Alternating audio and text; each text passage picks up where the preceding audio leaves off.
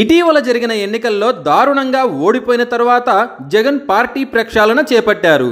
దీనిలో భాగంగానే మొదటగా జిల్లా అధ్యక్షులను మారుస్తూ సంచలన నిర్ణయం తీసుకున్నారు.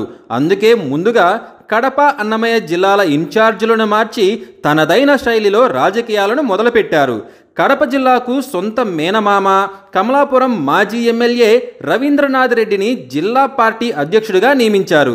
అలాగే ఆయన కుమారుడు నరేన్ రామానుజన్ రెడ్డిని కమలాపురం ఇన్ఛార్జిగా నియమిస్తూ జగన్ నిర్ణయం తీసుకున్నారు. అన్నమయ్య జిల్లా అధ్యక్షుడిగా ఉన్న శ్రీకాంత్ రెడ్డిని తప్పించిన జగన్ ఆయనకు ఉన్నత పదవిని అప్పగించారు. పార్టీ సమన్వయ ప్రధాన కార్యదర్శిగా గండికోట శ్రీకాంత్ రెడ్డితో పాటు వేంపల్లి సతీష్ రెడ్డిలను ప్రకటించారు. పార్టీ మరో ప్రధాన కార్యదర్శిగా చెవిరెడ్డి భాస్కర్ రెడ్డి పేరును ఖరారు చేశారు. తాజాగా మరో కీలక నిర్ణయం తీసుకున్నారు జగన్. పార్టీలో సీనియర్ నేతలపై కొందరు వైసీపీ నేతలు టీవీ డిబేట్లలో ఇష్టారాజ్యంగా వ్యాఖ్యలు చేస్తున్నారు. పార్టీ ప్రధాన కార్యదర్శి సజ్జల రామకృష్ణారెడ్డిని ఉద్దేశించి అధికార ప్రతినిధి రవిచంద్రారెడ్డి ఏకంగా సొంత మీడియా సంస్థ సాక్షి టీవీలో చేసిన వ్యాఖ్యలు తీవ్ర కలకలం రేపాయి. వైసీపీ నేత అయి ఉండి ఏకంగా అధినేత ఛానల్లో సొంత పార్టీ పెద్దలపై విమర్శలకు దిగిన రవిచంద్రారెడ్డి ఆ తర్వాత కూడా యూట్యూబ్ ఛానల్లో విమర్శలు చేస్తున్నారు.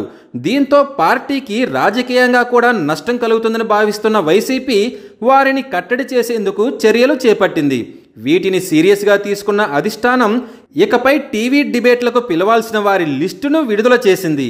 ఈ జాబితాలో లోక్సభ, రాజ్యసభ ఎంపీలు, ఎమ్మెల్యేలు, ఎమ్మెల్సీలు, ఎంపీ, ఎమ్మెల్యేలుగా పోటీ చేసిన వారితో పాటు మరో 14 మంది పేర్లు ఉన్నాయి.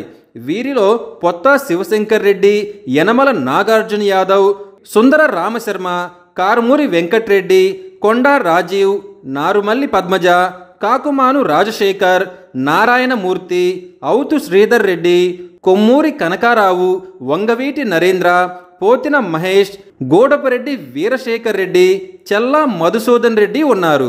వీరిని మాత్రమే ఇకపై టీవీ చర్చలకు పిలవాలని వైసీపీ సూచించింది.